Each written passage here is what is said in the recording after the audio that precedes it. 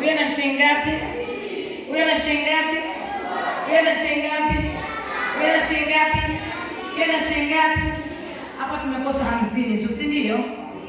Tumekosa 50. Sasa niombe watu watatu wasimame hapo na wengine wasimame pale. Watu watatu wenye nguvu. Hawapo, wanawake hawapo. Simameni hapo hapo. Ushindi hapo hapo, msivuke. Nenda pale ndani. Wengine watatu hapo.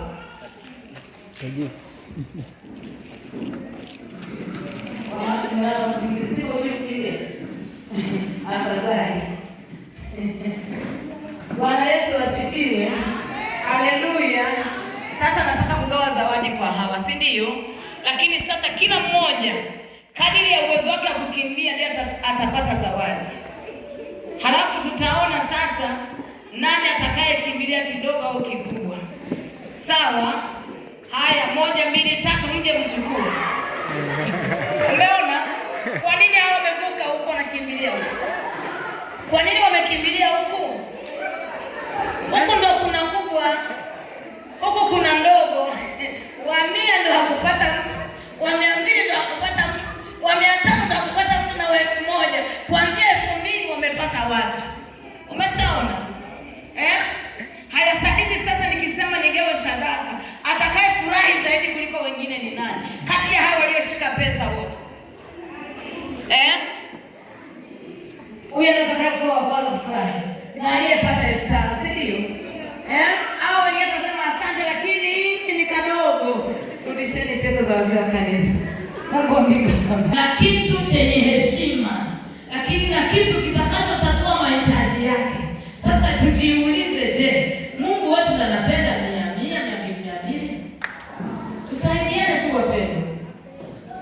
Mungu wetu anapenda 100? Anapenda 200?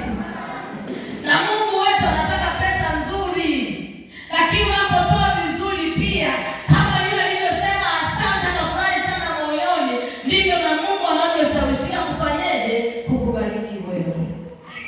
Sio mwanangu Mariamu leo ukimpa 500, anaenda dukani na change kwanza. Ananunua pita kunasalia na anakuja kutoa sadaka. Wapendwa, hatutakiwi kumtolea Mungu yale masalia, change iliyobaki, matumizi yako yamekamilika, halafu yabaki change 1000, sio 500, sio ngapi, ndio unamletea Mungu. Hapana.